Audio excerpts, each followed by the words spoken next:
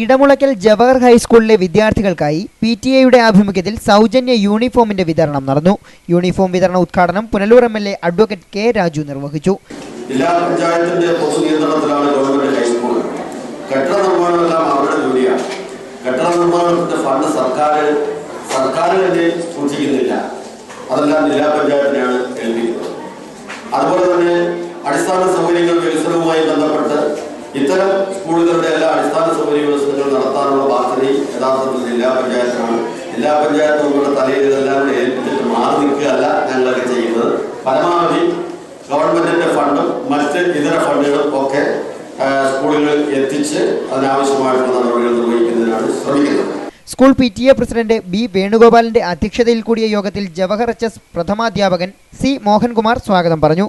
ചടങ്ങിൽ ആശംസകൾ അർപ്പിച്ചുകൊണ്ട് ജില്ലാ പഞ്ചായത്ത് അംഗം വിജയമ്മ ചന്ദ്രമോഹനൻ, ഇടമുളയ്ക്കൽ ഗ്രാമപഞ്ചായത്ത് president N. Susheela Mani, advocate R. Sajilal, ward member B. Chandrababu, school management coordinator Ramachandrapillai, school management committee അംഗങ്ങളായ N. Sahadevan, Damodaran Nair, Liju Aluvila, M. Buhari, B. Murali, PTA vice president N. Sajeev, മാതൃസമിതി പ്രസിഡന്റ് ശ്രീകുമാരി, അമ്മിണിയമ്മ തുടങ്ങിയവർ സംസാരിച്ചു.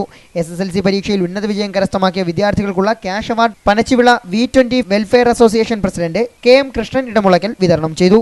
ജവഹർ HSന്റെ വികസന പ്രവർത്തനങ്ങൾക്കായി 5 ലക്ഷം രൂപ അനുവദിക്കുന്നതായി Punalur MLA advocate K. Raju ഉദ്ഘാടന സമ്മേളനത്തിൽ അറിയിച്ചു. ലൈവ് വാർത്ത അഞ്ചൽ.